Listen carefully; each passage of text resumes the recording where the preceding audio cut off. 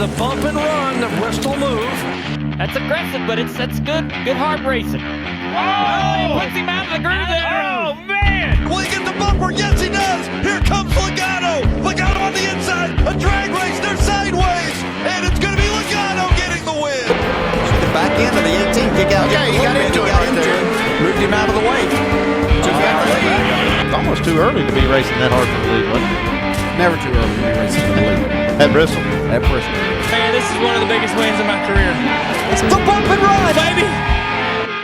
Yeah, welcome to the Bump and Run podcast. I'm your host, Michael Z.Y., joined by my two best friends, Matt the Statman Reilly and Eric Daytona Ron. Hope you guys had a great weekend. Hope you guys had yourselves a Ryan Blaney type of weekend, getting the monkey off of his back, breaking that 59 losing streak, and won. Daytona Ron told you to pick him. It was his pick from the heart for the Coke 600 last week. If you took his advice, you would have made some money. One Ryan Blaney getting himself a Coke 600 win. Fellas, how was your weekend? We know how Ryan Blaney's Monday was, but how is your Monday, Saturday, Sunday? I saw Eric a whole bunch this weekend. I saw Matt on Sunday, but fellas, how about everything else? I'll tell you what, before we get into our weekend, because we all got to spend some time with each other for the first time in a while, which was super nice to do. But my weekend was, well, let's just say I need a little Ryan Blaney body armor here to help me recover on.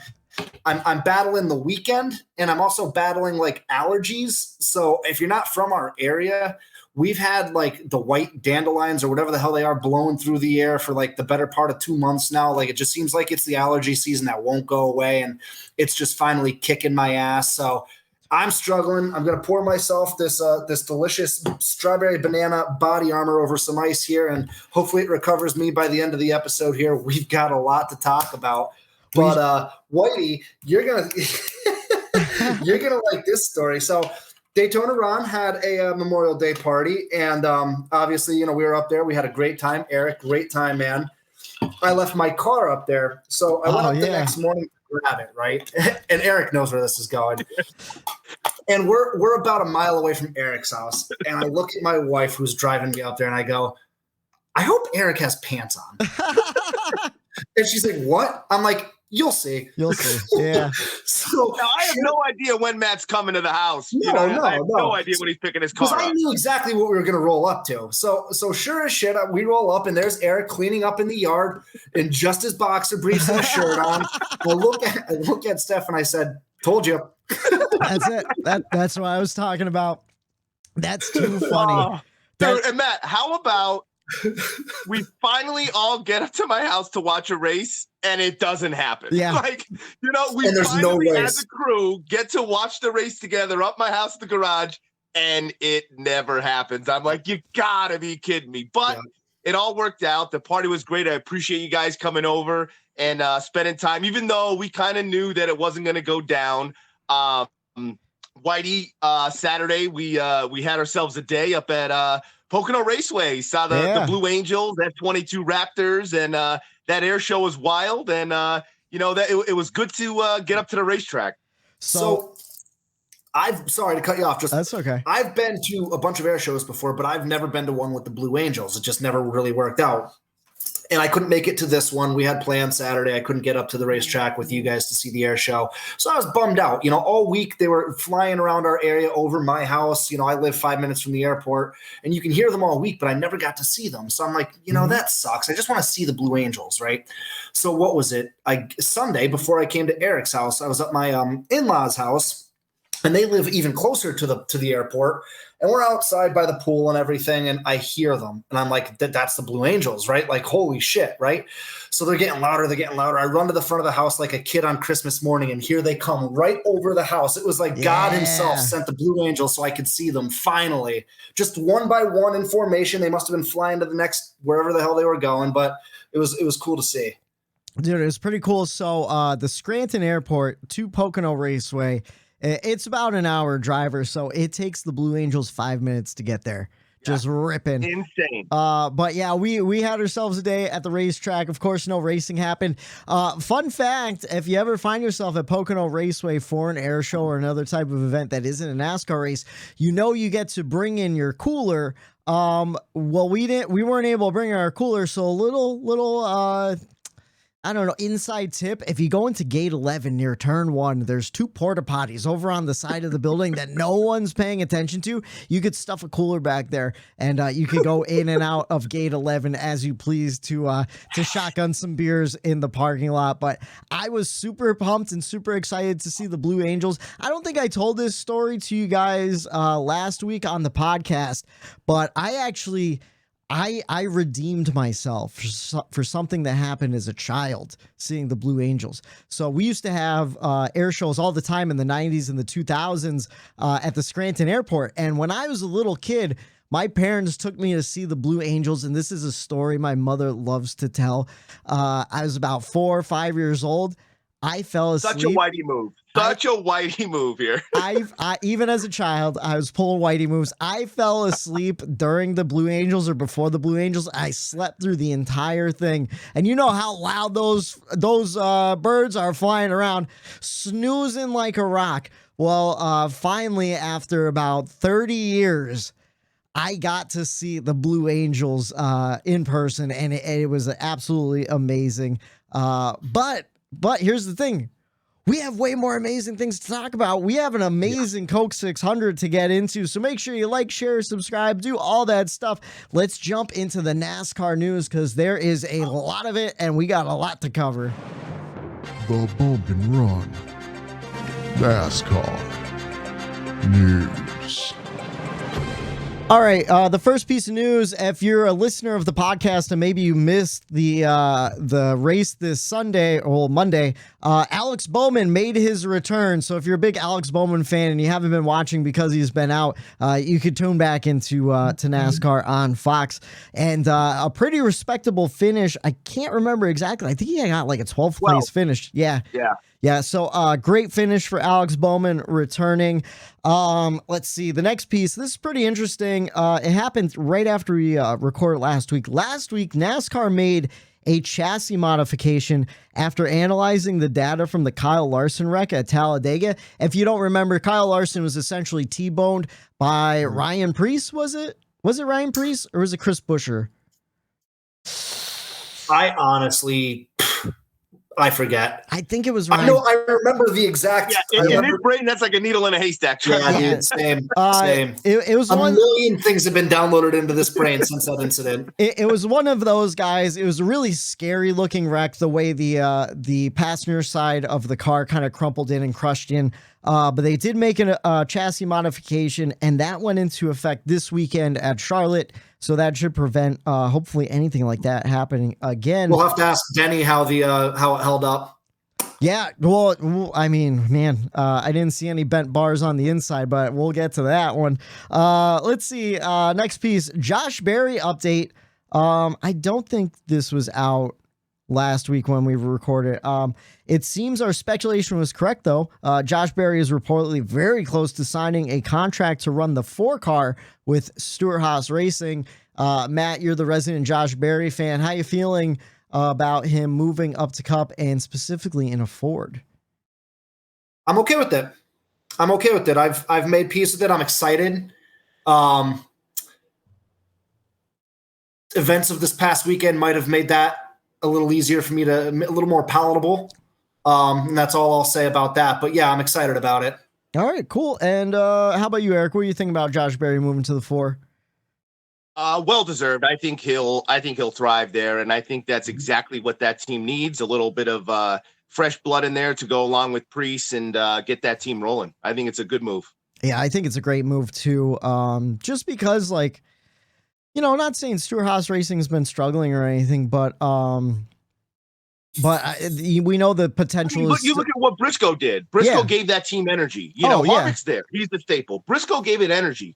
Now you have Preece coming in with that same young talent, that same, short track knowledge that could help that whole entire program out. And you bring Berry in, I think those three just I think it could be a little refresher, and I think that sometimes helps teams out tremendously. Like breathe new life into it. It's one of those. Sometimes a lot of money talks in our sport, as you guys are well aware of, and sometimes the most deserving guy doesn't get the most deserving shot or opportunity. And just looking back 4 or 5 years ago, when I first heard of Josh Berry, getting a one-off shot in JRM, and what he did in the short track world, and just really grinding. Like, he's in his mid-30s. Like, he's not a young guy, or he's 33 or 32.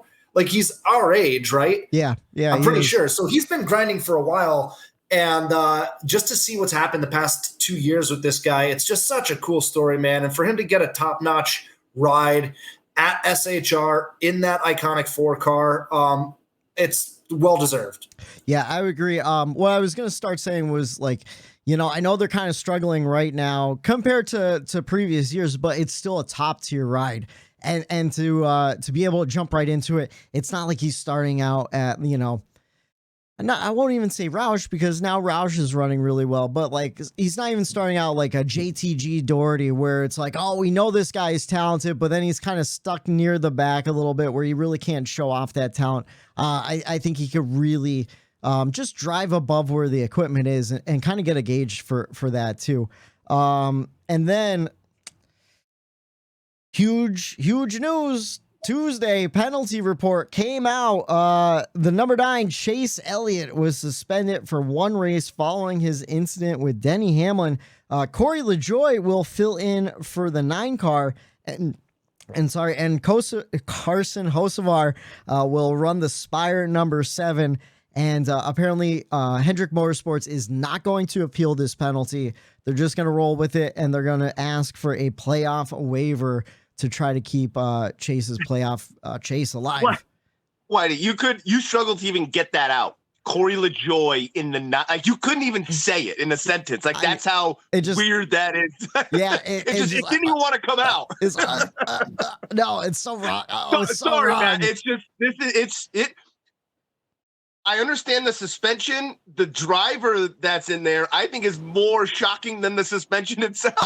No, for real. That is a very shocking choice of driver. Matt, you made a good point in our group text message right before that, though. The Xfinity Series is going to Portland, Oregon. So Saturday, Josh Berry's going to be in Oregon. I don't know. I don't know. He can't fly back on Sunday, or they don't want to risk it, maybe. I'm not exactly sure. I think it might have to do with the Ford thing. I think once that rumor made it out, I think they probably put a halt to all of that stuff, and I think they don't want him doing that anymore, because last year AJ Allmendinger ran the Xfinity race and then flew down and raced in the Cup Series. Oh yeah, and he did. So it's possible. Yeah, I forgot about that. I forgot he flew and did double duty for Colleague. But what do you guys think about the penalty? So I guess I'll go here. Deserved, first and foremost, deserved. I mean, we just a few weeks ago we got into a bitching argument, the three of us, about consistency, whether NASCAR is consistent. Are they consistent? Are they not consistent? And I was advocating for just be consistent, and they haven't been. And now I think they are. They missed the LaJoie I think they're now becoming consistent. They had to do what they had to do. You saw what happened with Bubba last year. And although it's not, in my mind, it's not necessarily as egregious as what Bubba did last year, you still put somebody in harm's way. You still Chase. I mean, all the data shows that Chase turned that wheel left. You still put Denny in harm's way, and everybody else behind him in harm's way, and himself in harm's way. So it was a deserved penalty, and I'll get into my thoughts on Chase and the decision-making a little later on. But as far as the penalty, deserved. Yeah. What about you, Eric? How are you thinking about the same? I mean, I think everyone saw it right off the bat. I mean, it was like, okay, like, no one was questioning whether, was it this or that, intentional, blah, blah. It was, okay, NASCAR and their consistency was the topic right off the bat. And I think that was the focus, and NASCAR kind of knew that, and they dug their grave, and now they're laying in it. it's something that I bet they didn't want to do. I don't want to see it happen. I think that is something that, kind of takes away from the sport and content and what everyone, we talk about it a ton on the show where, hey, show personality, become the heel, become this, create a personality. And everyone says that Chase is very somber and, his personality isn't what people want to see. He does the right thing, says the right thing. And that's exactly what he did after the race. And I was kind of irritated by that because I wanted Chase's genuine feelings and reaction. And NASCAR prevented that by penalizing Bubba last year. He prevented, that prevented Chase from actually speaking his real, true emotional thoughts. And that's all NASCAR's fault. So I don't think Chase should get heat for his interview and the way he went about it. I saw a little bit of that where it's like, oh, he was, he knows that he did that and he said this. Well, yeah, I would have done the same thing. He saw what the rules, he knows to go around it. That's your PR. And from that point forward, when Bubba got suspended, everybody's not going to, he's doing it by the book. So I think maybe that is a little harsh criticism on Chase, but I think he did what he was supposed to do in that situation. But this is all on NASCAR. And in a way, I think it does hurt the sport. I'm happy you brought up that interview too, because a couple things that I wanted to talk about. I know, he was kind of getting shit for like, a lot of people said he was deflecting the question because he was like, oh, I'm sorry, I can't hear you. Alan Cavana actually kind of came to Chase's defense saying like, no, like, you can't hear at Charlotte for whatever reason, right outside of the infield care center, especially when cars were hot on the track, like you really can't hear. So I don't think he was really deflecting in that aspect. I think he legitimately couldn't hear, but yeah, he was. He had the corporate scripted answer written out, which I hate. I hate that. I want to go back to the 80s or 90s where Chase comes up and he says something along the lines of, yeah, Denny's wronged me a few times. I'm sick of it. I'm going to stand up for myself. I fucking hooked him and I put him in the wall and I'll do it again if I have to. Like, I wish he could come out and say something like that. And he can't. And it sucks. And it's not just Chase. It's everybody, unless you're stupid, unless you're a moron and you're just going to go out there and say whatever's on your mind. But then again, hindsight's 2020, right? Now we know Chase is suspended regardless. So I kind of wish he did come out and say something. He would have at least looked a little cooler. Yeah. That's true. I guess now that you say that, I didn't think of that aspect. Like, do you think now this is just whatever? Do you think in the back of Chase's mind, he thought I'm Chase Elliott, I'm fucking NASCAR's number one, they're not going to do anything to me? Like, did you think that ever ran through his head?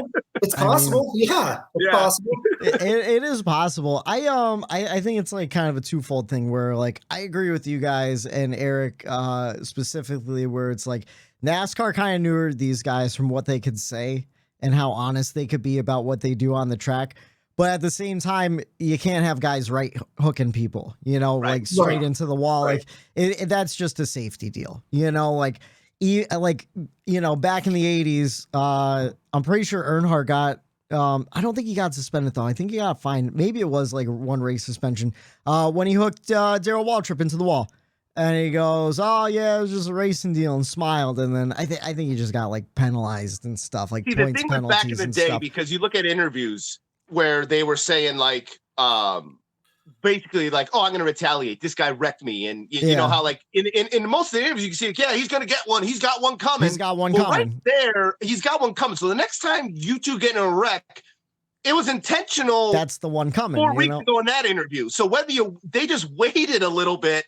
And I think the difference is they always did it at tracks where it wasn't 180 on the dog leg where it could be dangerous. That was the thing. You do it at a Martinsville. You do it on a road course where you're going 60 into a turn or through the buses and you send some guy. Like that is where they were smarter back in the day, I think, when it came to that. Like they picked the right time to do it where, it didn't come off as so blunt and I'm going to wreck you. But I think this comes back to this car and it comes back to the safety and it comes back to his teammate, Alex Bowman. And like, you just can't do that, Chase. It was just a lapse of judgment. Chase just made comments like a couple weeks ago about the lack of safety in the car and that it's not where it needs to be. And then he goes and does something like this. And it's just, again, I'll get to my feelings on him, but before I say what I'm about to say, yes, this is all on Chase, and Chase is the egregious one in this situation. But I think at some point we also have to look at who's the common denominator with a lot of these incidents. Oh yeah, and it's Denny Hamlin. Yeah, he says that Chase threw a temper tantrum, and maybe he did. Maybe he's not wrong about that. I don't necessarily disagree with him, but I can think of several famous instances where Denny has thrown temper tantrums, even though we mock it all the time and we think it's hilarious. It's just short track racing. Denny being immature, just like you said about brother flipping the finger being immature and all that. Denny's had his fair share of immaturity as well. So, and then the run-ins with Ross and Kyle and now Chase. Denny's year, Alex Bowman at Martinsville. Alex Bowman.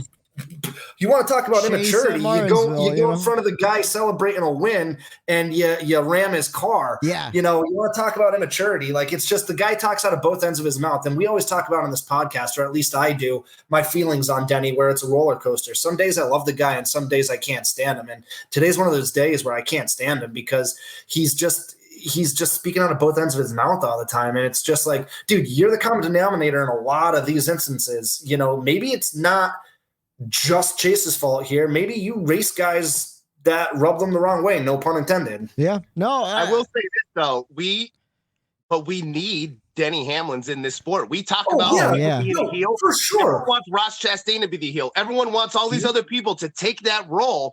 And little did we know, the heel and the villain was in front of our nose the entire time. Denny Hamlin took that. Denny Hamlin is voicing his opinion. He has a podcast where he says what he wants. He's open about everything, but no one is acknowledging that Denny might be the villain here. I love the fact that Denny speaks his mind and says what he wants. And I think more drivers should be doing that. So in a way, it's like, yeah, Matt, you're 100% right. He's kind of talking out of his ass because he does some of these things, but hey, we always say it. At least he's saying it. Yes. At least he's coming out and saying what's on his mind, and he's saying it. Whether he has to take it back or it's a cold take a couple of weeks later or whatnot, hey, he said it in the moment. That's what he felt.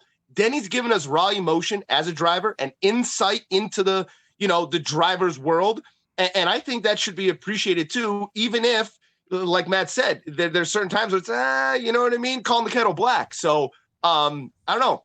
I think this is a good thing. We need these rivalries. This is something that, NASCAR, they kind of clip it off at the knee when it happens with not letting them say what they want. But by Denny going out on his podcast and speaking his mind and tweeting what he wants, I think he still keeps this little rivalry and a little bit of beef alive. So in a way, I applaud Denny for keeping kind of NASCAR content going. He definitely is feeding NASCAR content, especially on social media and stuff. And I mean, you know what? Like, the more I'm thinking about it as you guys are talking, I'm like, man, Denny is always involved in something too. We talked a lot about how Ross Chastain's always involved. Well, Denny's always involved in something also. And you kind of have to look at other drivers with like Denny's type stature, like Kyle Busch. Kyle Busch was a mouthpiece, like he was the heel during interviews and everything, but he's never really the heel on track, at least in my opinion. No, you're right. He's clean. Yeah. Kyle Busch is one of the cleanest drivers out there. People just hated him for the longest time because of his history and how he portrays himself to the media and stuff like that. We talked about it with Kyle Larson, where we kind of talked about it last year when Kyle Larson and the Bubba stuff happened, where Kyle Larson kind of quietly a little aggressive and pushes those guys.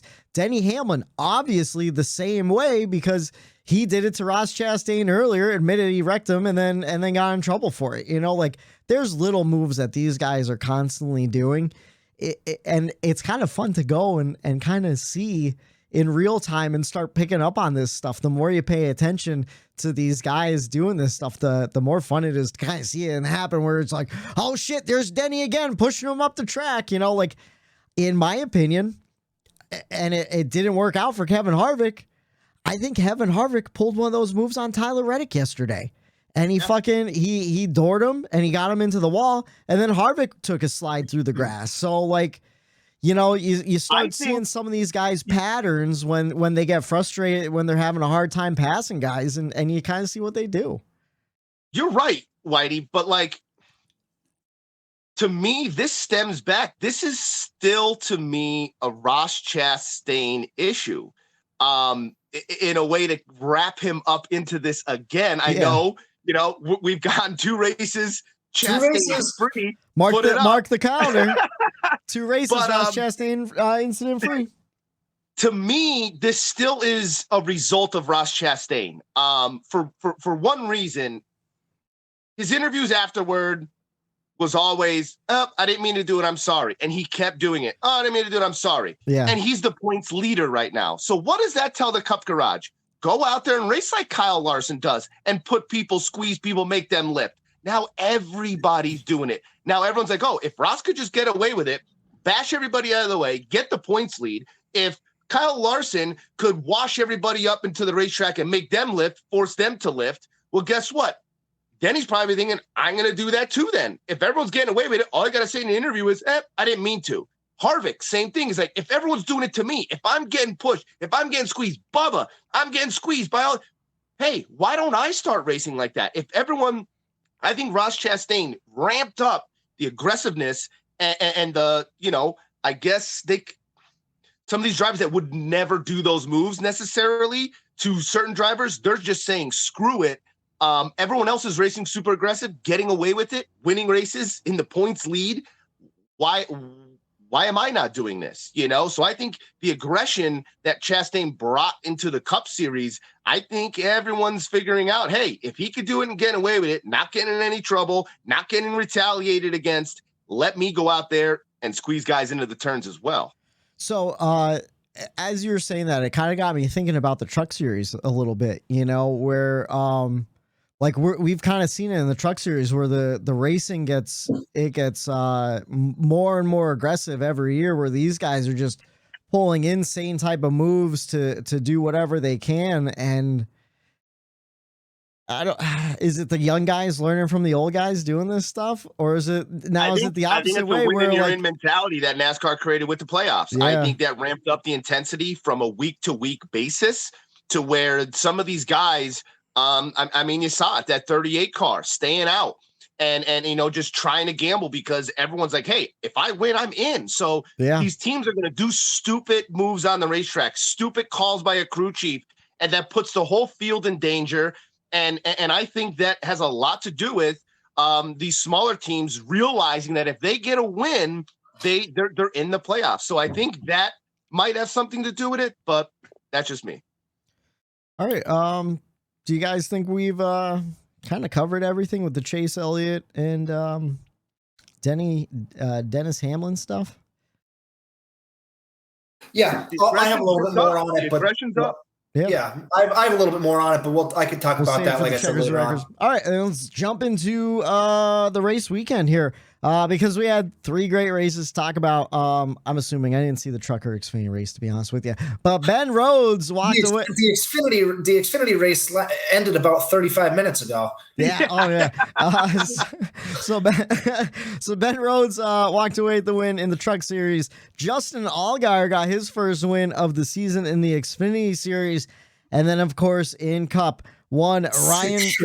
Wait, I didn't see that shirt. What's that Eric shirt? has a sick shirt on.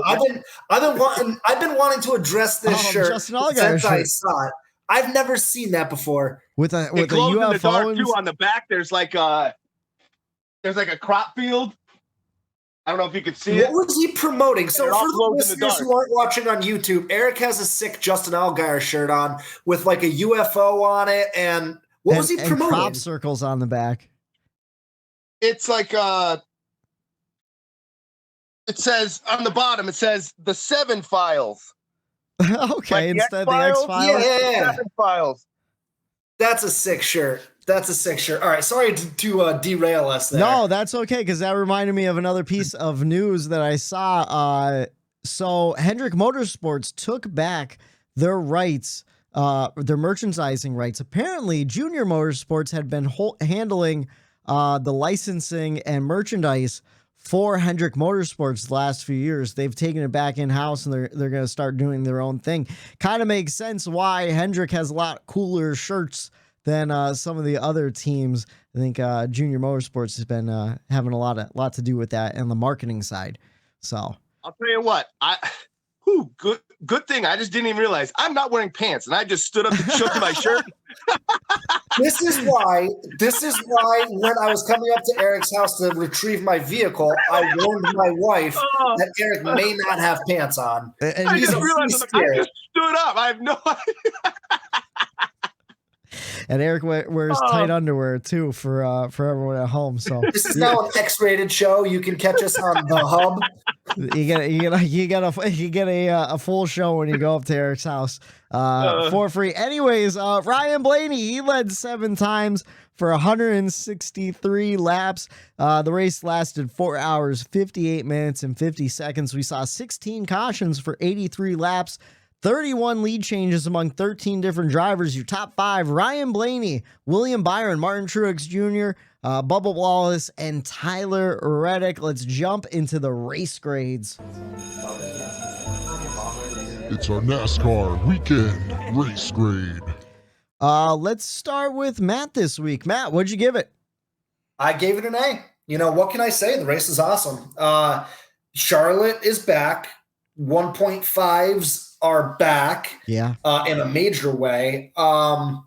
We saw multi-groove racing. We saw passes all throughout the field. We saw comers and goers. We saw troubles on pit road. We saw tempers flare and boil over, hurt feelings. We saw some strategy. We saw like some sneaky domination by Blaney. Like he didn't lead every lap. It wasn't a domination like we saw Martin Truex do a few years back in the Coke 600, but he was by far the best car pretty much throughout the race. I mean, Slick Willie Two Clocks had his moments as well. But as far as performance on the track, Blaney's car was fantastic.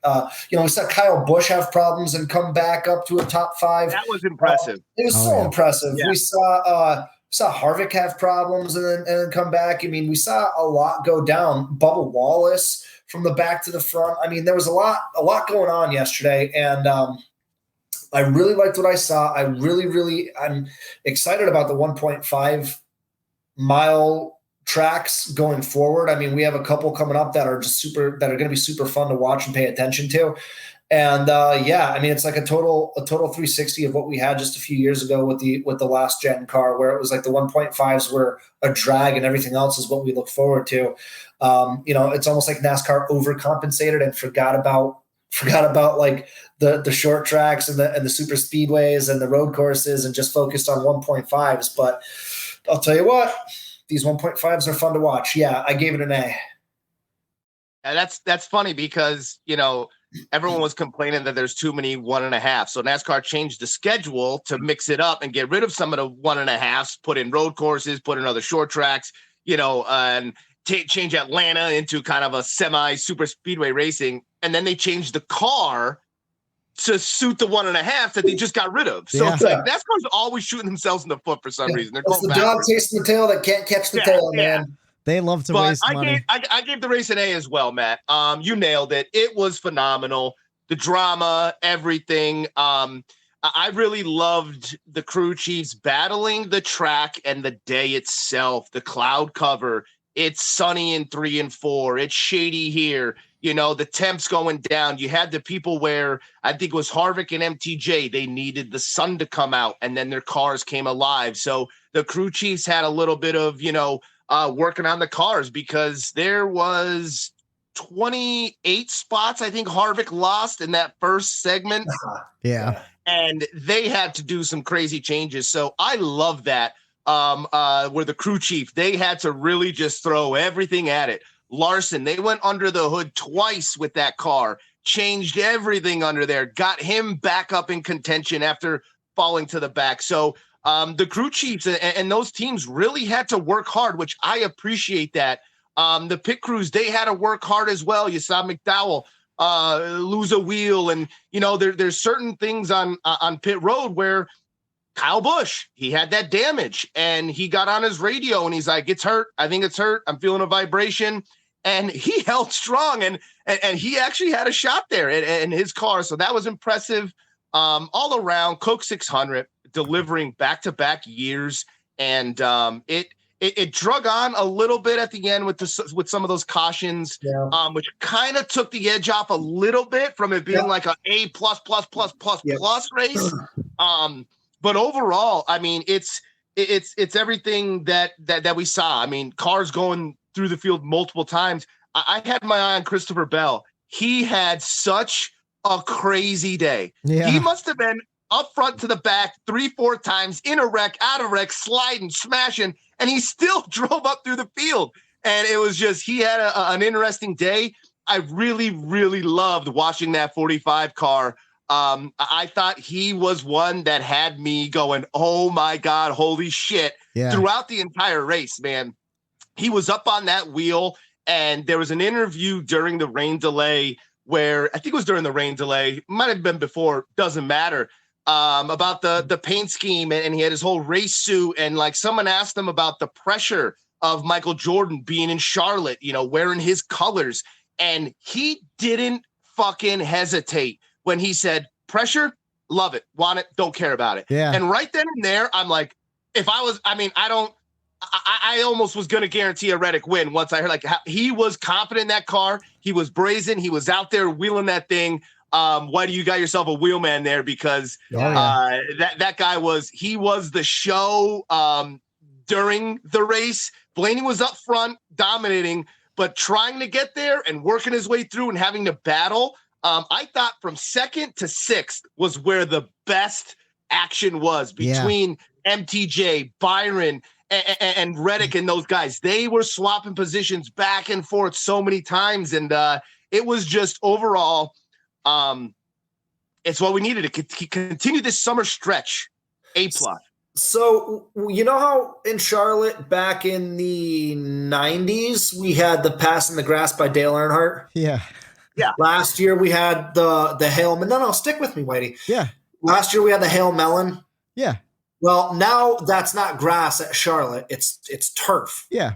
We had surf in the turf yesterday by Reddick. Well, you know what? That's not even the first time he's done it at Charlotte. If you go back to last year's Coke 600 last lap, he did a pass in the turf. For like surf in the turf. I'm sorry. I had all that build up so I can explain surf in the turf, Whitey. I'm sorry. He had a surf in the turf in the last lap where he passed out, I think, like 3 cars.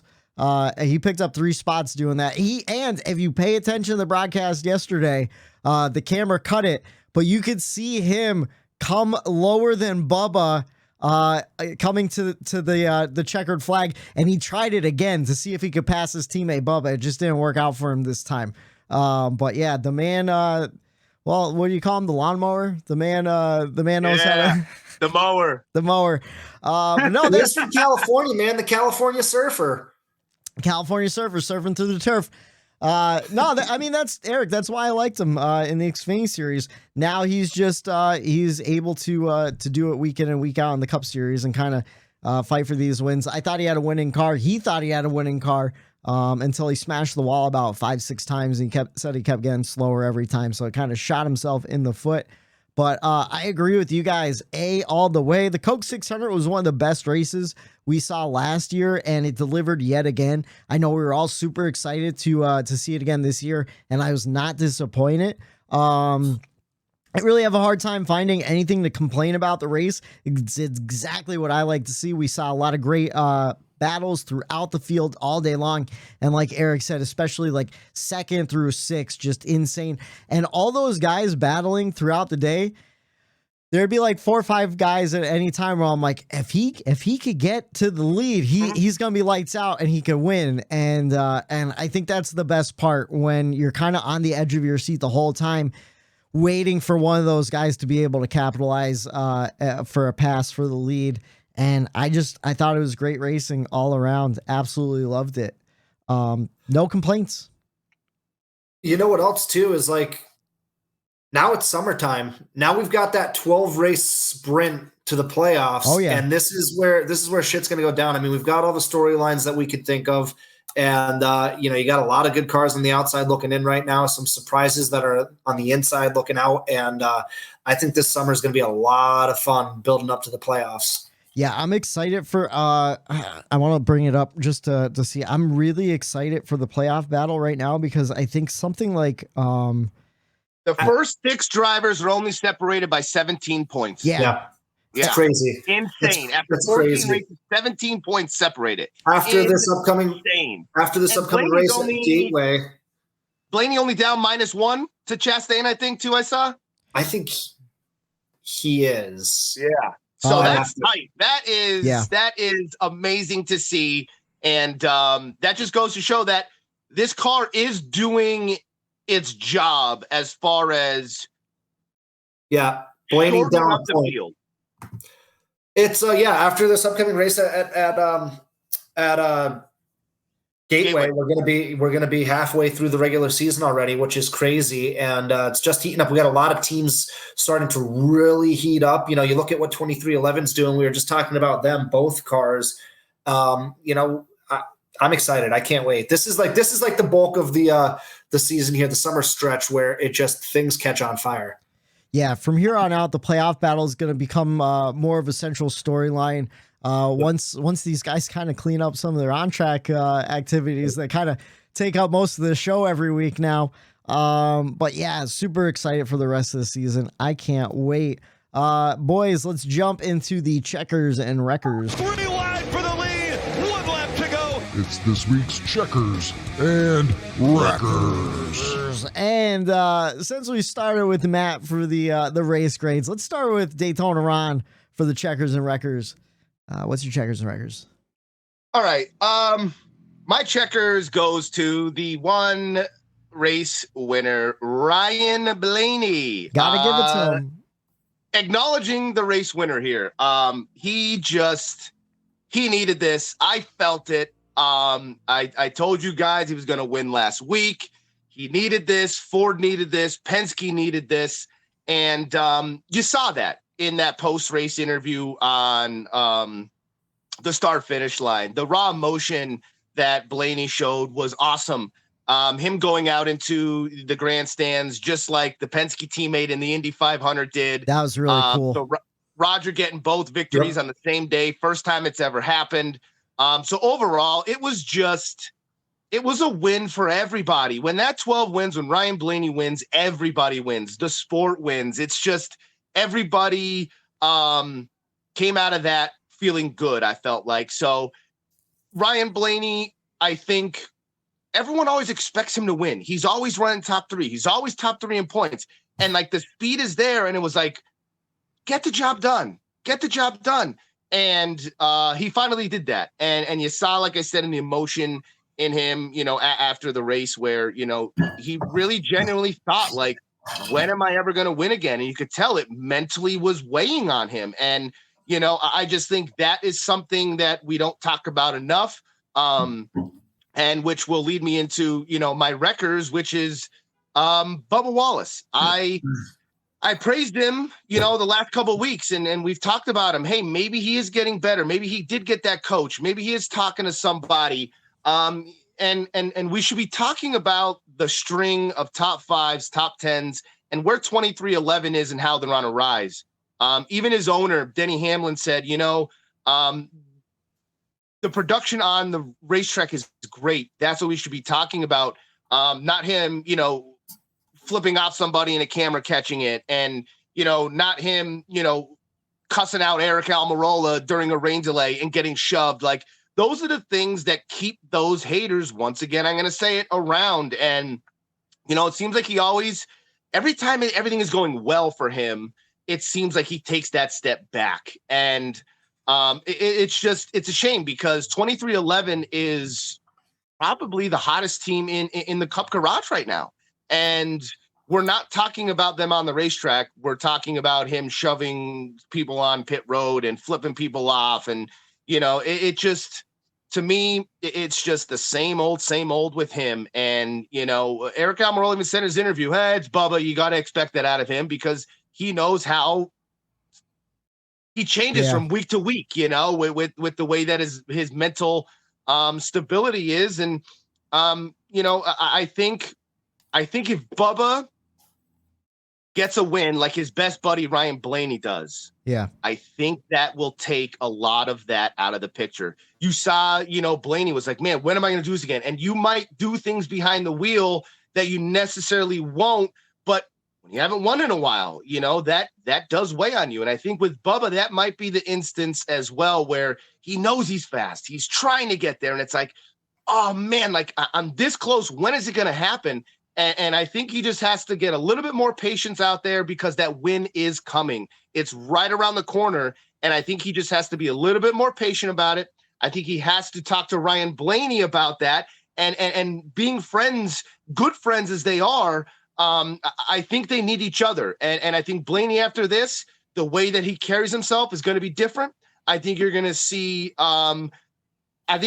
him win more races this year because of this. And I think Bubba needs that support from his friends again, if maybe they aren't there already in the likes of Blaney. But it's just a shame, because I want to just talk about Bubba on the racetrack. And it just seems like he's always doing something to prevent that. Pop up, pick a lane. Who would have won that fight, Almirola or Bubba? Almirola is a tall dude. I think Almirola I think he's a sneaky. That shove showed me something. Yeah, I didn't know he had it in him. Yeah. No, Almirola is definitely tall, and like, look at his face. He's got a big old chin.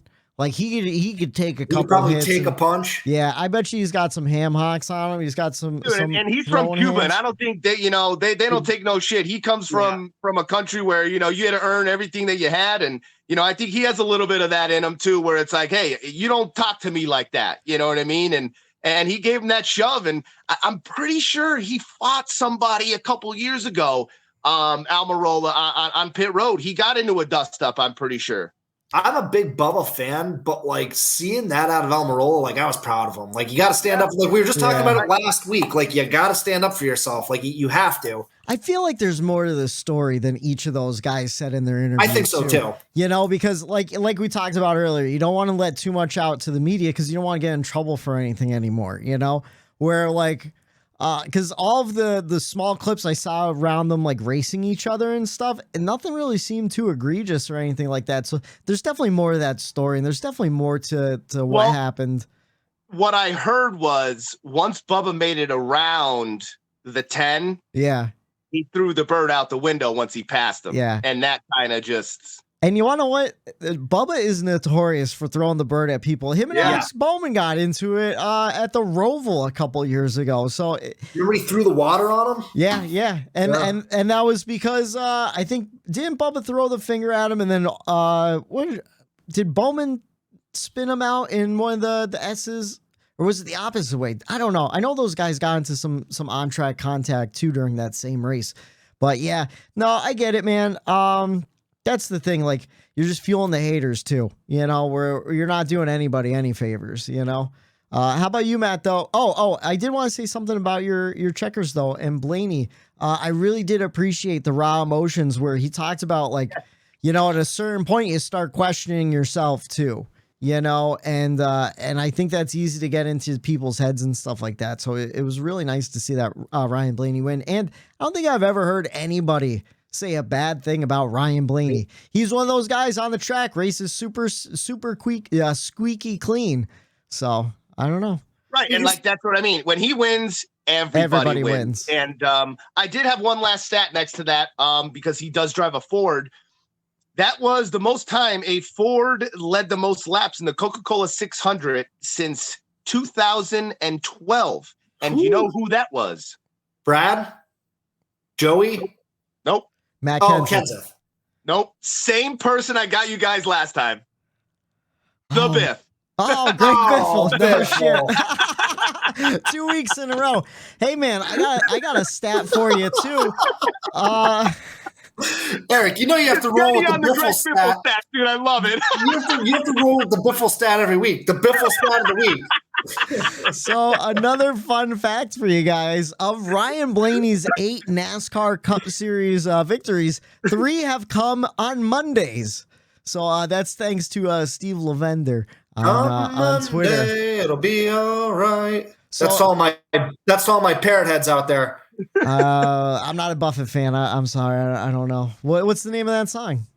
Come Monday. I'll check it out after the show. Whatchamacallit? Matt, what's your checkers and wreckers? I didn't do one this week. No, Okay. I'm just joking. Let me get to it. So my checkers is the 24 pit crew. They were lights out yesterday. Lights and, out. you know, I understand that they had the best pit stall, but they were unbelievable. Like every single pit stop, they got the 24 of Slick Willie 2 clocks out front, like +3, +4 every single time. It was domination on pit road. And, you know, it's a common misnomer in auto sports that it's an individual sport, and that's so far from the truth. You know, it's a true team sport, and that 24 crew really showed that yesterday. And you know, we love pit crews on here. We love the spotters. We love the folks that don't get all the credit in the world. And just seeing the dominance like they had yesterday was really fun to watch. And you know, it sucks that Slick Willie, you know, couldn't give them a win in return. But you know, what Blaney was the more dominant car. But yeah, it was just I really enjoyed watching that all day. It was like, can they do it again? Here we go, another pit stop. Can they do it again? And they just kept delivering. I can't tell you how many times yesterday I was watching the battle on pit road as it was happening, and I was looking out for that Carolina blue Toyota coming out. I need to be like, you know, leading the battle. I'm like, ooh, can he win the race off pit road? And then all of a sudden, William Byron shoots right in front of him, gets him by like a half a car length. I think it was 3 or 4 times it happened. Although I think the 4th time was actually Kyle Larson, and I got confused because both of them have blue cars. But yeah, William Byron led 9 times for 91 laps, and I gotta say, I think a lot of those leads were from coming off of cautions and pit road and getting control of the restart. And yeah, just an amazing job. How about your even records? more impressive for Blaney because he got put back to 4th, 5th. Oh yeah, because of those pit stops where he had to drive on those restarts through, you know, 3-4 guys that easily could have won that race and had fast cars as well. So, you know, there was a lot of restarts at the end that could have, you know, screwed Blaney over, and he delivered. So that was impressive in itself there too. Absolutely. And it kind of goes back to earlier in the show, we were talking about how the battles in, you know, 2nd through 6th were more exciting because a lot of times it's like, I know that guy, if he could get to the front, like he has a chance at winning, you know. How about your records, Matt? My dad just texted me, who has the balls to take LaJoy on Sunday? Not me. I'm not taking him. No, I'm not taking him. No. My records on that note, it goes to Chase. You know, the resident Chase Elliott fan here, I have every right to say this, was an absolute moron yesterday. I have no idea what he was thinking, you know, and we can talk about it some more. Like I said before, you know, I had some more on this. He deserves the suspension. I just thought it was just completely uncharacteristic on his part. You know, he's usually the calm in the storm. He's usually that cool dude who doesn't get too high, doesn't get too low. And he just lost it yesterday, and he's going to pay for it. And he's already in this battle with missing races because of his leg, where he's got to make up points, and he hasn't really challenged for a win yet. So he's not, the speed isn't there like it is in the 24 and the 5 on that team. So I don't know what he's doing. I don't know. It was a lapse in judgment, and I'm just really, really discouraged by it. Just pissed off, and I don't know if there's distractions elsewhere or whatnot, but it just seems like just his head isn't in it this year like it has been in years past, and that's concerning. And I'm just really, really pissed off at him, and it sucks. It sucks. So I had to give him the my records. To add to yours, I don't want to play like armchair psychologist or whatever, but do you think because he's in such a points deficit, he knows he pretty much needs a win to get into the playoffs? Do you think that was like where the lapse in judgment came, where like I don't think so. He's just frustrated. I think there's more behind the scenes too. And like I said, I'm not trying to put the blame on Denny because this was Chase. Chase has got to own it. Chase's fans have to own it. Yeah. But I think if there's a silver lining, or if me just putting a positive spin on it for my driver, if I had to do that, I would just say this is a guy who's standing up for himself, who might have felt wronged one too many times by Denny. I mean, they've had history going back to Long 2017, Martinsville 2017. So they've had a history for a while now, and they've had a couple different run-ins. And maybe it's just Chase saying, screw this guy. I'm not going to take it anymore. Whatever happens, happens. Maybe that's all it was, and we're looking too far into it. But either way, it was a stupid move. No, I could agree with that. Let's see, my checkers and records. What is my checkers and records? I'll give you my records first. Jimmy Johnson, and it sucks because Jimmy didn't run the next gen car last year, so he's kind of figuring out the limits in real time in the race. It kind of sucks. That was his very first time he was on a racetrack, 1.5 miles in that car. Yeah. Yep. So no practice, no nothing. In those first 30 laps when he spun, that was the first time ever he was in that car at 1.5 miles. And he even said it. He's like, I didn't realize about the aero package and how finicky the car is. And until it was too late. I think he did the same thing that Harvick did. He just didn't realize that. Something about like crossing a wake, and when you're coming down, he went to pass LaJoy, and it's just, this is where I say it again.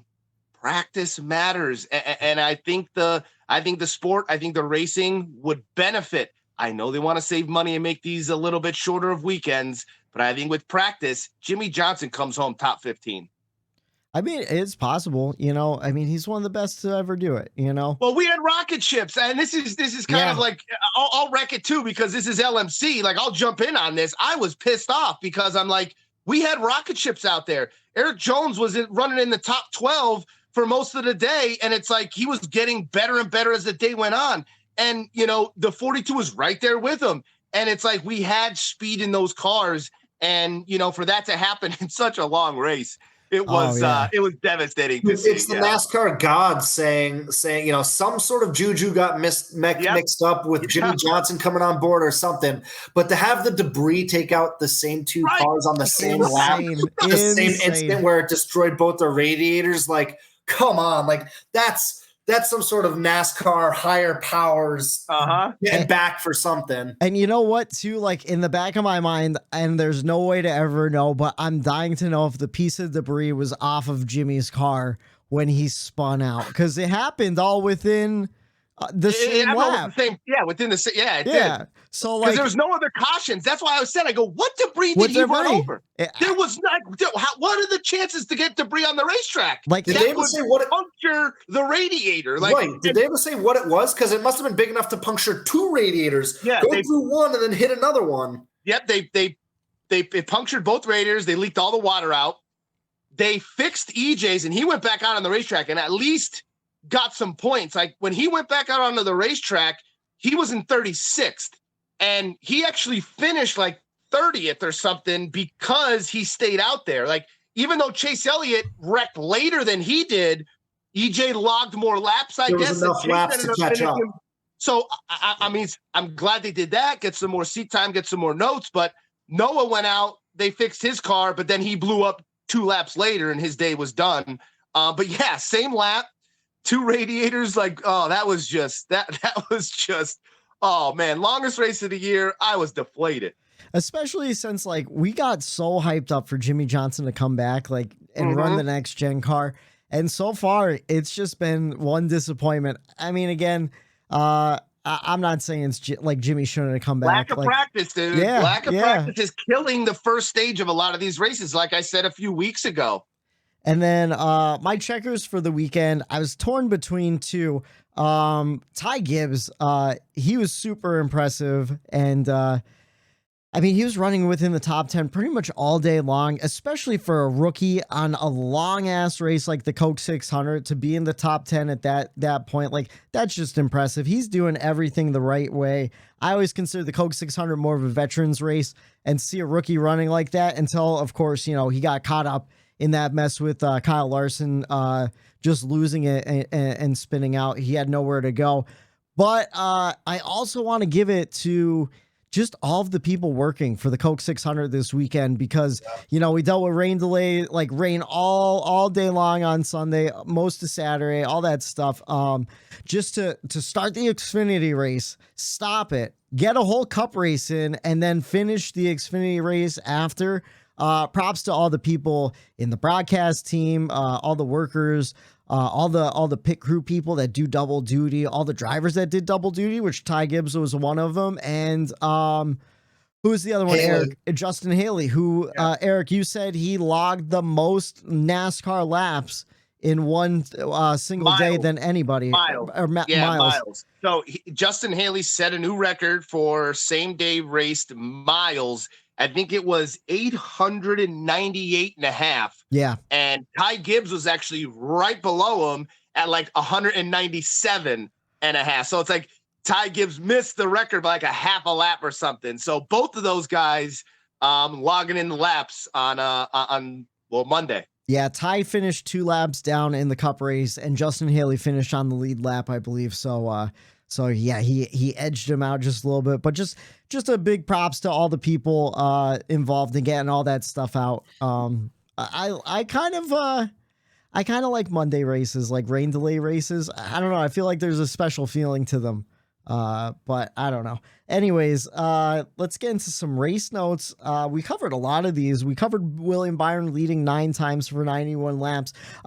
Your third place. We almost called that, Matt. Sorry to cut you off. But when we were picking at the end of the show, we're like, you know what? Slick Willie's probably just going to end up running away with this whole thing. And like, there was a part during that race when Matt, I think you texted, you're like, well, I think we called this one. Yeah. Martin Truex Jr., he was my pick to win. He got third. He didn't lead, but he was in the top 10 all day long. I thought it was a really good performance from MTJ. Bubba, we talked about, he had a back and forth day due to some bad pit stops. Just kind of up and down, finishing in fourth. And then Tyler Reddick had a great car, but some wall damage slowed him down. He led once for 28 laps. Kyle Busch, absolutely impressive how he salvaged his day for a 6th place finish. I can't remember exactly the incident that spun him around and had him driving backwards down the track. Do you remember who was involved in that accident or no? All right, I'm gonna take that as. I'm sorry, I'm doing some research. I have no idea. I'm trying to think who. It happened so early in the race. Like, that's the problem with the Coke 600. It is such a long race and kind of a long haul where like I kind of forget all this stuff throughout the day. But yeah, he had to back up because he was afraid he didn't want to tearing damage the underneath of the car. Yeah, and because I remember last year, like certain people, once you ruin the underside of that car, your car is pretty much shot. So over the radio, I think he said, I need to find a flat spot. I need to find a flat spot to whip it around. I had thought he was rolling backwards because when you put it in gear with this next gen car, while you're still rolling backwards, you basically just like destroy the transmission in this car. So one of the two was the reason, but it was hilarious watching him drive far as he did backwards. It was great. Even Tony Stewart in the booth was like, "What is he doing?" and like for Tony to be surprised at something is pretty funny. And even the point that he did spin around, it almost looked like he was about to get stuck on the apron, which we've seen that a couple times when guys lose, like have a tire go down where they kind of get stuck. I forget who it happened to at Daytona. Oh, Blaney almost got stuck turning around to do his victory lap. Yeah, so I completely get that. But I thought it was funny too. The crew's like screaming, like turn around. Like, what are you doing? You're losing track position. Lose a lap. Yeah, no, for real. But that was just a really impressive performance from Kyle Busch. Another impressive performance, Ricky Stenhouse Jr. He had himself a solid day all day long. He did. And you want to know what? He is a sleeper at Charlotte. I want to go back you want to talk about someone who I would love to see in the 9 this weekend. It ain't the guy who's going to be in the 9 this weekend. It's Ricky Stenhouse Jr. Yeah, you want to know what? I would like to see Ricky run the 9. Of course. Man, I just don't understand that Corey LaJoie hype and how people. Anyways, I did a little stat finding here because you guys brought up Ricky Stenhouse Jr. in the middle of the race and how impressive he was running, and I looked it up. He finished here 7th last year too, so getting the same finish. And then I looked out; he's only finished outside the top 10 once in the last 5 years at the Coke 600, which I thought was super impressive for a Ricky Stenhouse Jr. stat. So something to keep track of next year for fantasy. I really think Ricky Stenhouse Jr. can be a playoff buster. I can't. Right now he's sitting in 10th in the playoffs with a win. I think this is his 7th consecutive top 15 finish. He has 5 top 10s already, and that's the 3rd most he's ever had in a season in his career, and we're only 14 races in. So he is having a stellar year this year, kind of on the likes of where Petty GMS was last year, where McDowell was last year, where those guys had speed and they were consistently getting good finishes. So, man, I think Ricky Stenhouse Jr. could really ruffle some feathers in this playoff. Yeah, I agree with you, especially too if you kind of look at the schedule of the playoffs. There's a lot of mile and a half. So we have Kansas that we go to. We have Texas Motor Speedway. We have Talladega. He's great at super speedways. We have Las Vegas and Homestead. Like, those are tracks that I'm not going to say Ricky could win at, but he could still get enough points to go deep into the playoffs, get a round of 8, maybe, I don't see him in the championship 4, but you never know. Crazier things have happened. I agree with that. I think that's a good thing to point out there, Eric. Let's see. Chris Buescher finished 8th. He won stage 2. He led once for 12 laps. Just another solid performance out of Chris Buescher. Felt bad for Brad. You know what?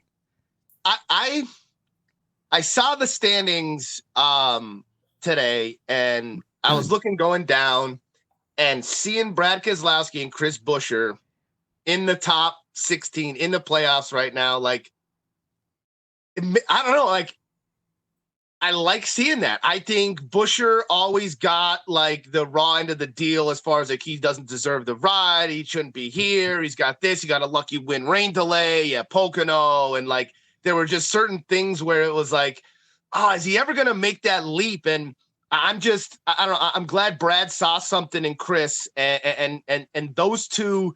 Man, it's such a feel-good story seeing them revive that Roush team and to come back and to really just work together and string together these finishes and these runs that they've been having. It's been fun to watch.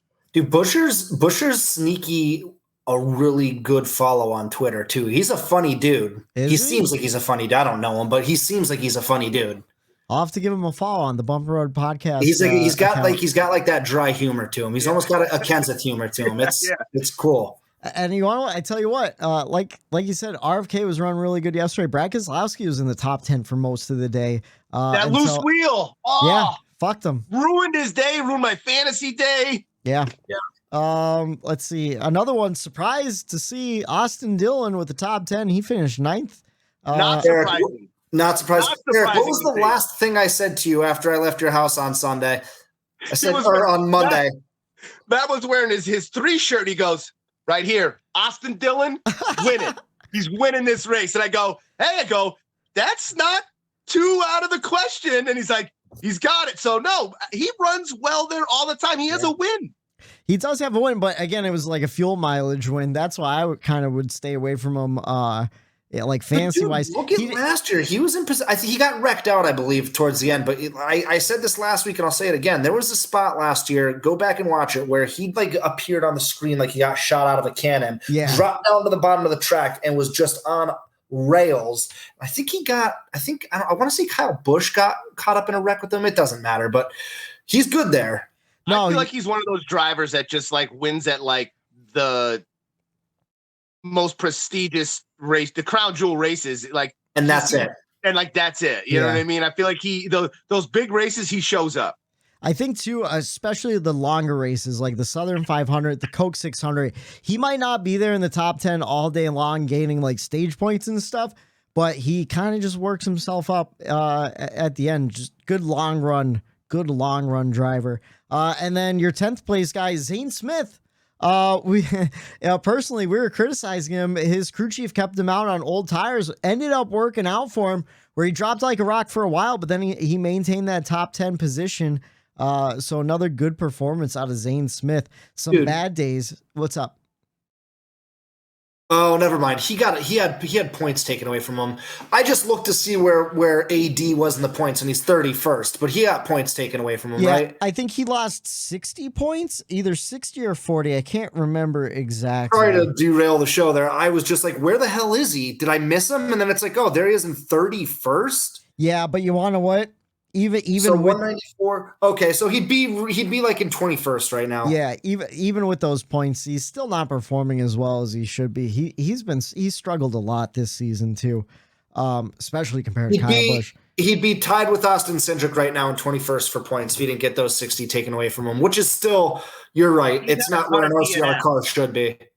Yeah, I saw a list today on Twitter of people who had the most DNFs in the next gen car, and I think he was at 11 or 12, and he was up there with the most DNFs in this next gen car. So that doesn't bid well in the whole point standings. No, not at all. And to your point with Austin Cindric being tied for Austin Cindric, he's had a lot of struggles too. He wrecked out yesterday too, didn't he? So that he was good with the drivers only broadcast on, I guess they were doing it Saturday when the Xfinity race was supposed to happen. And he was funny, man. He was a ball buster down there. He was doing pit road duties. And Austin Cindric was, I didn't know he was sneaky funny. Either that or maybe the lights are on but no one's home, if you catch my drift. And he was just kind of dumb. I think he is a pretty funny dude because that's not the first time he's done those Xfinity races before, and he does have a pretty good sense of humor, and he's good at joking about himself too. Yeah. I will say this: Kenny Powers was better than Clint Boyer in the booth this week. The little stint that he was in there. How did I miss that? So I saw on Twitter that Kenny Powers, I knew that Danny McBride was at the racetrack. I love Danny McBride. Yeah. I knew he was at the racetrack, but when was he in the booth? Was it the first stage? Stage 3. It was stage 3. They brought him out. I'm pretty sure. What was I doing? I think it was late. It was late. Yeah, it was later in the race. And he was great, dude. He was able to get a little bit of his Kenny Powers character out there without being too, he's on top. TV. You can't, it wasn't. Was he there as Kenny Powers? Or was he just Danny McBride being Danny McBride? No, Danny McBride being Danny McBride. But they were bringing up the Kenny Powers because he's promoting Righteous Gemstones new season. Okay. Because I know, what's his face, who does Brockmire, Jim Brockmire. What's the actor's name? I know I forget. He does all the Simpsons characters. Whatever, but he does the Brockmire character. He'll go on podcasts and stuff as his character. Show. So I thought maybe Danny McBride was on as Kenny Powers, which would have been great because Eastbound and Down, that was one of the best shows of all time. It was so damn good. That was and I'll tell you what, show. Ryan Blaney before this weekend was on Two Bears, One Cave, Tom Segura and Burt Kreischer's podcast. And he won. And I guess the last person that was on Two Bears, One Cave, I think it was an F1 driver, an IndyCar driver. They won their next race. Dude, so I'm going to have to catch that podcast. Yeah. I didn't know he was on Two Bears, One Cave. It came out today, yeah. Oh, I got to watch that. Well, we got to find the booker to get Tyler Reddick on that podcast. And Chase Elliott when he gets Chase has some time on his hands. Yeah, maybe he'll come in on the week he's suspended, come back and rattle off a win after. Wow, what a storyline that would be. Let's see. Bad days. Christopher Bell, he finished 24th after leading 3 times for 48 laps. Again, just up and down, bad luck type day. Eric, who did he get into contact with? Something happened, right? Well, he was part of the dust up where it was kind of just wrong place, wrong time, and involved in that wreck, and got a little bit of damage, but he was okay. And then starting the back came through. He got into a bunch of dust ups because of being in the back. Same with Brad, was running in the top 6 all day, loose wheel, start in the back. Guess what happens? Yeah. You're around people 3-4 wide on those restarts. Ain't gonna do too good back there racing against people that you're normally not racing against. So tough day for him for sure. Oh yeah. Another tough day. Kyle Larson, he spun on his own. Actually, super surprising to see that happen. I don't know about you guys, but I was shocked to see no contact or anything. Yeah, I said that out loud. I go, for Larson to lose it like that, that is rare to happen for him to not be able to save that car. And that was, I don't know, maybe it was one of those things with the aero with this car when you just get behind someone's wake and it just takes, some of that air off of the diffuser and you think you're holding it. And next thing you know, you're around. Yeah. Just unfortunate, collected a couple cars in the chaos. And then that's all I have for race notes. Do you guys have anything else to add to it? Anyone I might have missed? I think we covered. Yeah, that was. Yeah, it just sucks. I wish I need to get better at taking notes throughout the race, because there's like things that happen in stage 1 where I was like super impressed by, and then you forget it by the end of stage 3. But here on the Bumper Run podcast, everyone loves to talk about the winner, one young Ryan Blaney on a Monday. Well, Tuesday, that feels like a Monday. But here on the Bumper Run podcast, we also like to talk about the guy who came in last place. I mentioned him during my records. It was one Jimmy Johnson. He spun out on lap 115, and that ended his day. Really nothing else to add besides poor old Jimmy. How about the last race he was in? Coda made it 1 lap. Car blew up. Done. Yeah. You want to let the guy get some laps in. Jesus. Yeah. And you know what? Without Cody Ware now, he has 2 more races in? He could get himself into first place of drivers who got themselves the most last places in a season. I will tell you something here. Interesting stat I saw in the interwebs here. JJ Yaley had the best finish for a Rick Ware racing car ever, with a 16th place finish. Really? I didn't even notice he finished 16th. Wow, that is super impressive. Man, Eric, you're taking that Statman Matt title I had nothing away. to work today. I was browsing Twitter looking at everything today. You got all the stats. You're on fire, man. You're not drinking tonight. I'm going to lose my job, aren't I? Eric, quick, for Matt. I can't be Daytona Matt. Eric, I don't have it in me anymore to be Daytona Matt. Eric, for Matt's sake, please pour yourself a drink for the rest of the show. At least I'm wearing pants. I come to work with pants on, buddy. That's true. Let's see. I have an impromptu pickle lane that I thought about as we were praising the 1.5 mile package. Quick pickle lane. Should we get rid of the Charlotte Roval in the playoffs and put it back on the 1.5 miles? Give us a full Charlotte race, possibly bring the Roval to a new track like Texas. Matt, you're shaking your head. Why?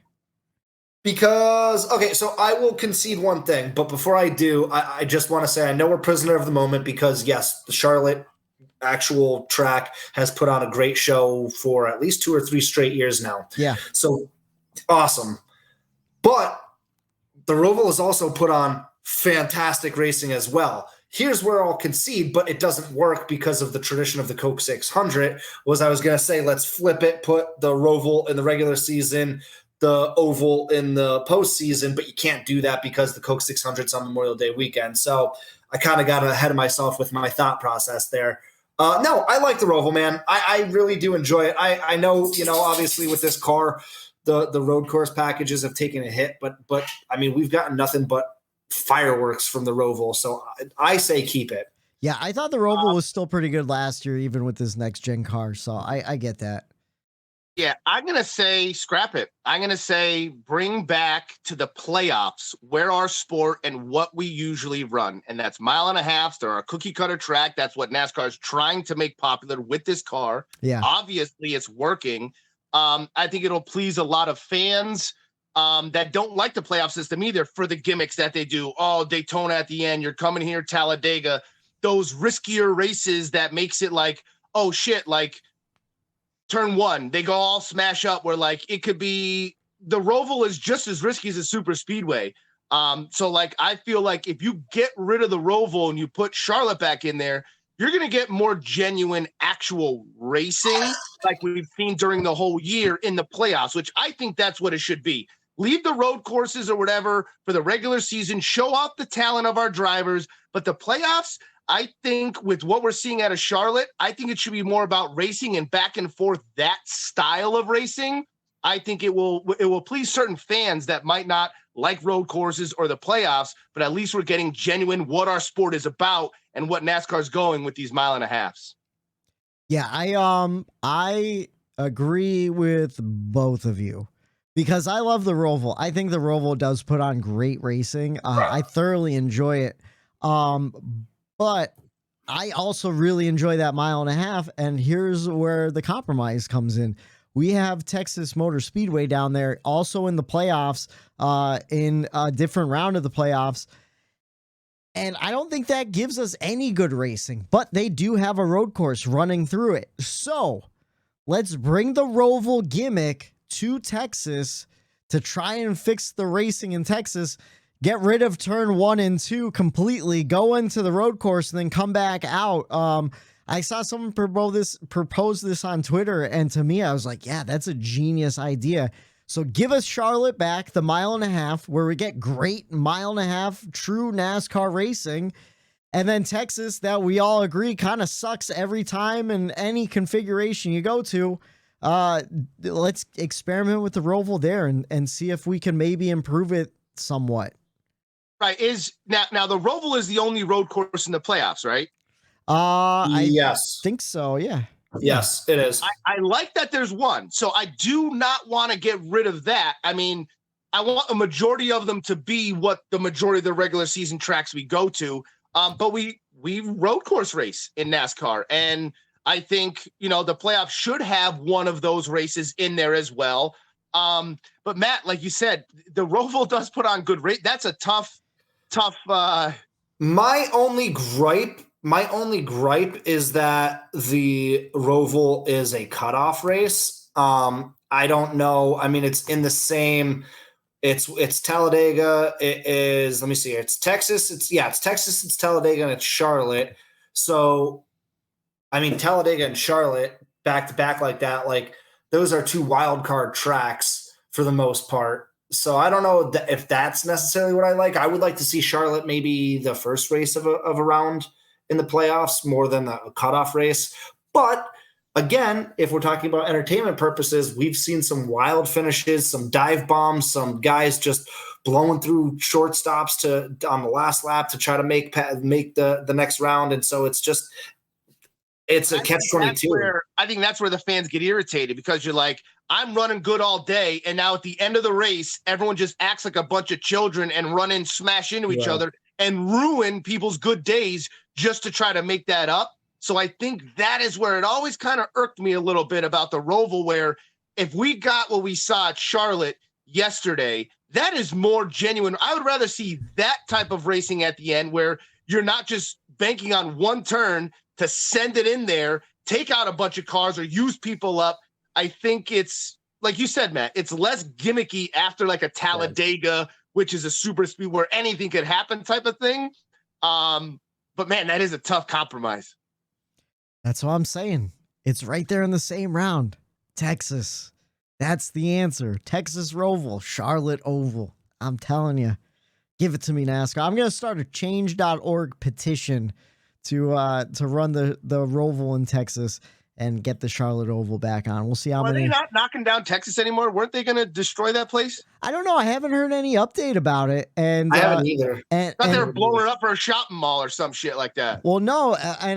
So they talked about reconfiguring it or doing something with it, but still keeping the grandstands and everything intact. So they have to work around that. But they also, I only ever heard rumors. I never heard, like, there's no shovels in the ground. There's no proposals or anything that I know of. So that's what I'm saying. Why not give it a try? Everyone hates Texas. Let's do something different. I'm with you, Whitey. I'm with you. I'm also with, though, moving on to the next race. Marty, you've got to come back with me. Where? The next NASCAR Cup race. It's the weekend preview. And we're going to 2 different states this weekend. We're heading to Madison, Illinois for the Worldwide Technology Raceway and Portland, Oregon for Portland Trucks on Track Saturday, 1:30 on FS1 for the Toyota 200 at Gateway. Xfinity on track Saturday, 4:30 on FS1 for the Pacific Office Automotive 147 at Portland. And then Cup on track Sunday, 3:30 on FS1 for the Enjoy Illinois 300. And to recap our picks from this past week, we had a winner in the house. Eric told you to pick Blaney. He got Eric 54 points. So Eric picks last this week. I picked MTJ. He got me a 3rd place finish and 40 points. And then Matt, you picked Kyle Busch.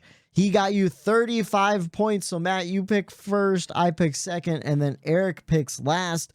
Do we have any stats on Gateway at all? Or it's a Tuesday. Are the betting lines open? I don't know. I haven't looked, and you know what? We haven't needed them all year. That's We've been true. better than those odds because we've been nailing them probably more than they have. So I just say, let's roll without them. We are the odds, baby. We Right are the here. odds. This We show. are the odds makers.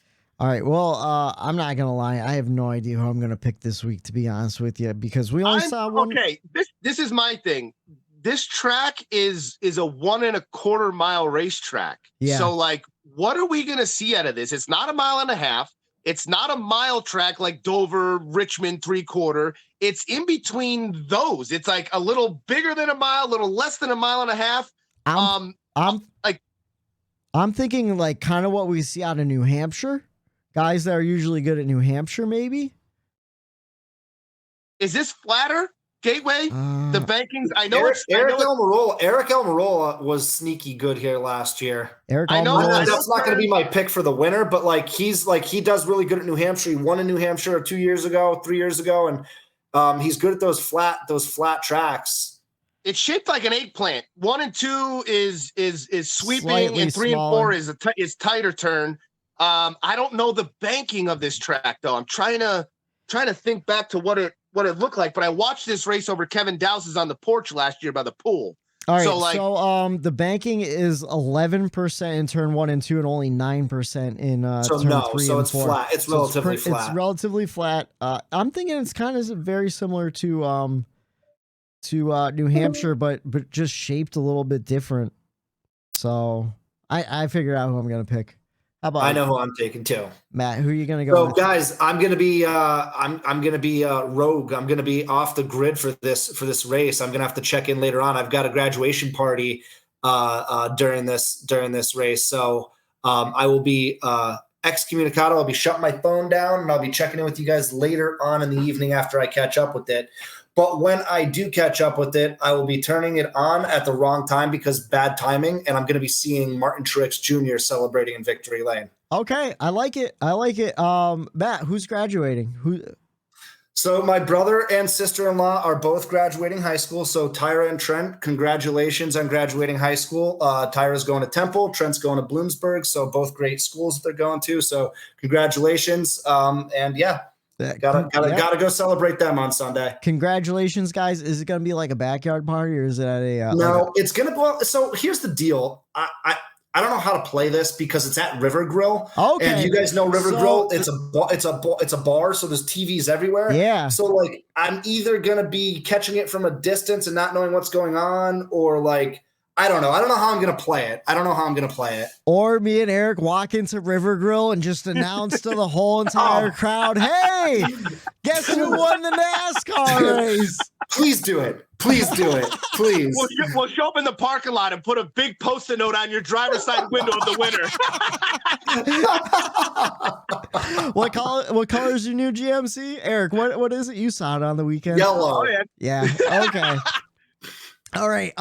Man, similar to you, the Toyotas, man, they've been running really strong. My secret weapon is usually Christopher Bell. Well, you want to what? I don't want to keep picking Toyota guys, so I'm gonna go with one Slick Willie 2 Clocks, who's also a fantastic kind of shorter track racer. So give me Slick Willie 2 Clocks. I like it. I think when you get into victory lane, there's something that happens to a team, to an organization, to someone's confidence, especially to someone that's had speed all year long. And to me, it seems like with this next gen car, you have opportunities, as we saw last year, to go back to back. Yeah. I think Ryan Blaney gets it done again this week. He was fast here last year. He had a wheel go down on him, caused him, to obviously spin out there with a bad day. But I think that speed continues. I think that confidence continues. And I think we see our next back-to-back winner, Ryan Blaney. I like it. I like the ballsiness of it. We'll see how it plays out. We are 14 races into the 2023 season, and we have 10 different winners. Ricky Stenhouse Jr., Kyle Busch, William Byron, Joey Logano, Tyler Reddick, Kyle Larson, Christopher Bell, Martin Truex Jr., Denny Hamlin, and newly added Ryan Blaney. Can he get it done for the second week in a row? Will Martin Truex Jr. get his second win of the season, or will Slick Willie Two Clocks get his fourth win of the season and the most of any driver currently going? We will find out this Sunday, 3:30 on FS1 for the Enjoy Illinois 300, and we will break it all down for you right here on the Bump and Run podcast. For Matt the Statman Reilly, for Eric Daytona Ron, I'm Michael D. White saying have a good night. The Bump and Run. There it is.